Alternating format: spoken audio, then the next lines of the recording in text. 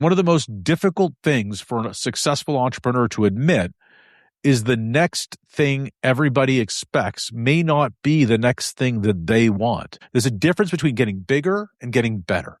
There's a difference between expansion and depth. If you haven't chosen the game, every score is misleading. Don't forget to choose the game before you chase the score. Welcome to Paper Napkin Wisdom, where we share pearls of wisdom shared by some of the world's top entrepreneurs, leaders, and difference makers.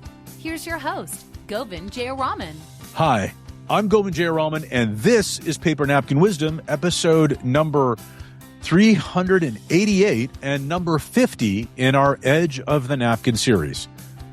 Today, I'm going to talk about Dynasty DNA again, and it's the second in the series where I'm talking about my new book coming out soon called Dynasty DNA.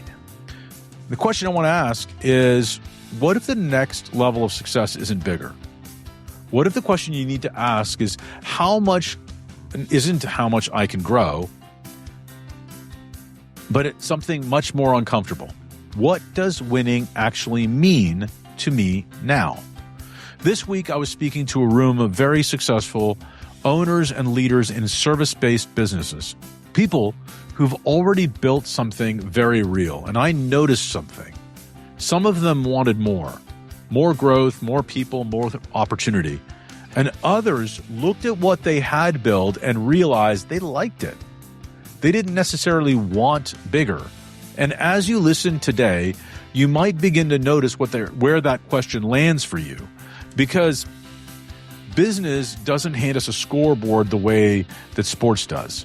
We choose the game in business, sometimes consciously, and sometimes without ever realizing we chose it.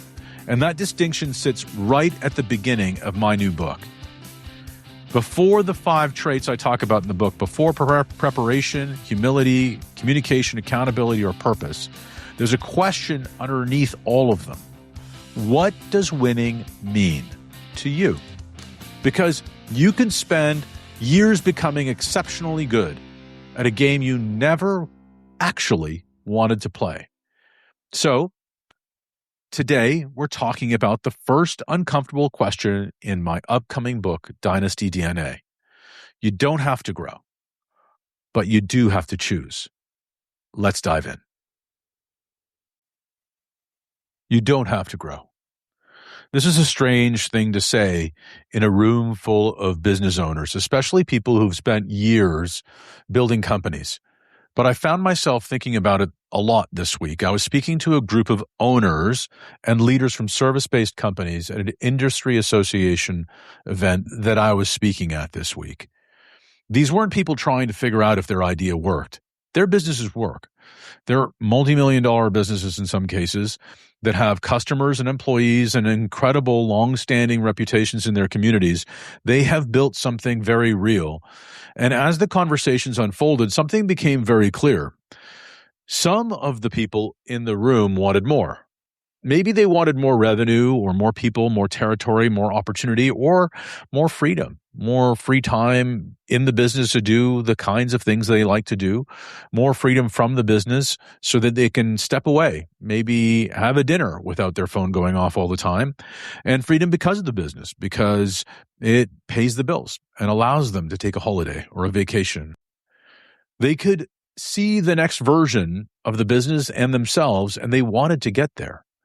And there were other people who in the room who basically said, I kind of like this. I like the business I have. I like what I do. I like my customers. And if I'm not going to do that monotonous task in the office that anybody can do, well, somebody has to do it. I'm there anyway. I like my team. I'm making a good living. And I don't necessarily want it to be bigger. And I don't necessarily want it to be better. And I'm fine just the way I want and just the way I am. And I said in the room, great. If that's what you want and you have what you want, great. And I thought that was really interesting because they had nothing more to say to that. Somewhere along the way, particularly in entrepreneurship, we turned growth into a moral value. And if you're at 5 million, maybe we're telling people that you should have 10. If you have 1 location, hey, you should start 3. If you have 20 people, the question becomes how to get to 50. We rarely stop long enough to ask whether the person actually wants 50. We just assume they should. And I think this is what was different with me in the room today or this week. Just the last Edge of the Napkin episode, number 49, I told you a little bit about where this book came from. I told you about nearly 10 years of thinking about championship leadership. I told you about a little tiny moment between Alexander Barkov and Brad Marchand after Florida won the Stanley Cup, and about how suddenly all of this research I've been carrying suddenly clicked into place. But I really didn't get into the question and questions that this book asks. And the first one might be the most uncomfortable. What does winning actually mean to you? Not to your industry, not to the person speaking at a conference, and not to the private equity firm sending you letters, not to the entrepreneur down the street, but to you. Because sports has an advantage over business. Sports gives you the scoreboard.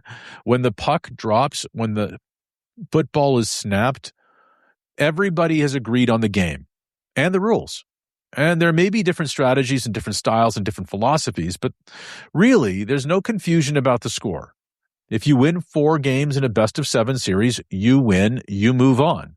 If you win the last series of the season, if you get to win your last game, and if you're the last team to win the last game, you're handed the prize, the Stanley Cup or the Lamar Hunt Trophy, or not the Lamar Hunt Trophy, the Super Bowl or the championship. Nobody stands around afterward debating whether the team with fewer goals actually won because they had a more balanced lifestyle. The scoreboard is obvious and business is completely different. We pretend there's one scoreboard, but there isn't. Revenue can be a scoreboard for sure. Profit is definitely a scoreboard. Number of employees, locations, enterprise values, and market shares are all things that people measure, but none of those numbers can tell you whether or not you're winning, actually winning. They can only tell you the score of the game you've chosen to play. And I think that distinction gets lost. One of the lines in Dynasty DNA is, a scoreboard tells you the score, a compass tells you which direction to run.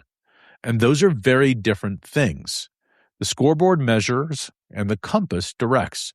And if you haven't consciously chosen the direction, getting better at the scoreboard might just mean that you're running faster in a direction that you never chose to go in.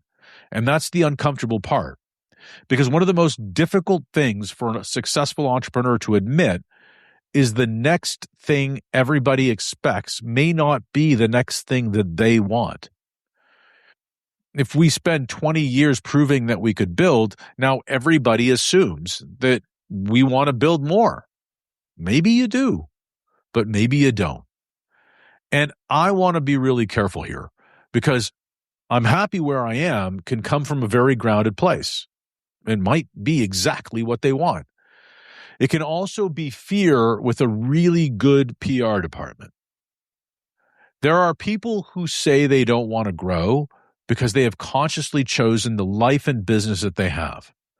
And there are other people who say they don't want to grow because the next chapter would require them to become a different leader. Maybe it would require them to become who they really are.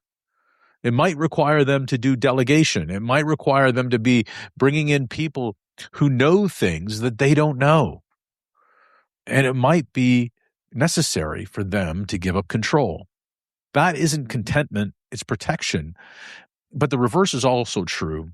I want to double the business can come from real purpose. And I really believe that people should be rewarded for real purpose. Real purpose meaning that you want to grow your impact on your employees and your team. You want to grow your impact and the value that you deliver to your customers. You want to grow the impact and value you make in your community. There may be more people you want to serve, more team members you want to develop, a problem that you know how to solve at a greater scale with more impact, something you genuinely want to build. Or doubling the company might simply be the next number, the next checkbox. 10 because you did 5, 50 because you did 25, 100 because someone at a conference said that was what serious people do. Hey, it's Ryan Reynolds here from Mint Mobile. Now, I was looking for fun ways to tell you that Mint's offer of unlimited premium wireless for $15 a month is back. So I thought it would be fun if we made $15 bills. But it turns out that's very illegal. So there goes my big idea for the commercial. Give it a try at mintmobile.com/switch. Upfront payment of $45 for 3 months, $90 for 6 months, or $180 for 12-month plan required. $15 per month equivalent. Taxes and fees extra. Initial plan term only. Greater than 50 gigabytes may slow when network is busy. See terms. The number cannot tell you which one it is. And that's why the first movement in DNA, Dynasty DNA, is focus. Before align, before act, focus. What are you actually building? What do you really want? And the first chapter of the book talks about purpose, but I don't mean purpose in the mission statement sense. I'm not interested in finding 6 polished words to put on the wall. The question I use in the book is much harder than that. Is if your company disappeared tomorrow, what would actually be missing? Not for you, but for the people who work there, for the customers you serve, for the community around you. What would be gone that would otherwise not exist? And I love that question because it strips away scale. A $5 million company can have an extraordinary answer. A $500 million company can have no answer at all. And this is something I saw clearly in that room last week. One person may want to build a company with hundreds of employees. Someone else may want to build the best 20-person service company in their city. Neither ambitious is automatically greater than the other. The question is whether it was chosen or just assumed. And that's what I mean when I say you don't have to grow. I don't mean stop developing or become complacent or protect what you have because you're afraid of what comes next. I mean, you're allowed to choose the game and the rules. There's a difference between getting bigger and getting better.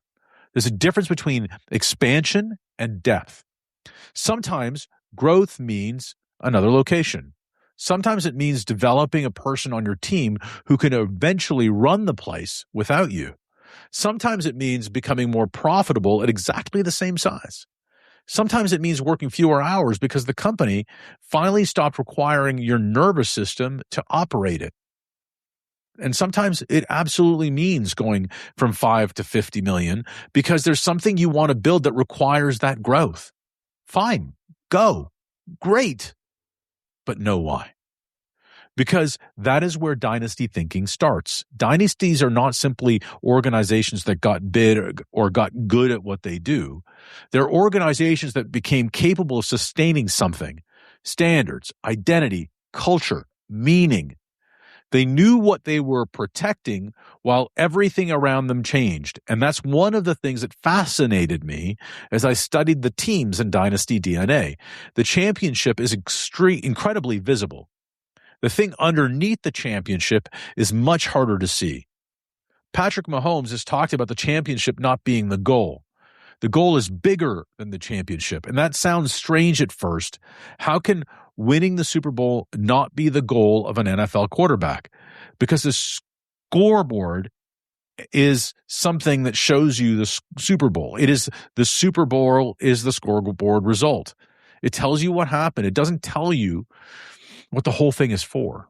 And that distinction matters even more after you've already won. And that may be the part that speaks most directly to entrepreneurs who have been doing this for 15 or 20 years. At the beginning, growth is pretty simple. You need customers, you need cash, and you need enough work to survive. And that urgency is built into every moment. But eventually, if you are successful, survival stops choosing the game for you, and now you have a problem that beginners rarely have. Choice. You can grow, you can stay, you can sell, you can acquire, you can bring in a president, you can build something that operates without you, you can change the kind of work you do inside the company. You've earned options, and options create a very different leadership problem because now you have to decide. And I think this is where a lot of proven entrepreneurs get foggy. Nothing is particularly wrong. The company's working, money's coming in, people respect what they've built, and something feels just a little less clear than it used to. Sometimes we respond to that feeling by setting a bigger target because targets feel good. They give us somewhere to run, 10, 20 million, a new office, an acquisition. Unless the target is being used to avoid the harder question, do I want this? And that's focus. Focus is not picking a number. Focus is choosing what the number is in service of. And that requires a different kind of confidence. The confidence to say, yes, I want more, even if other people think you should slow down. And equally, the confidence to say, no, this is enough. Even if everyone around you thinks that successful people are supposed to want more. Both are powerful choices. Both can also be hiding places, which means that the real work is internal. It's identity-based. You have to know the difference.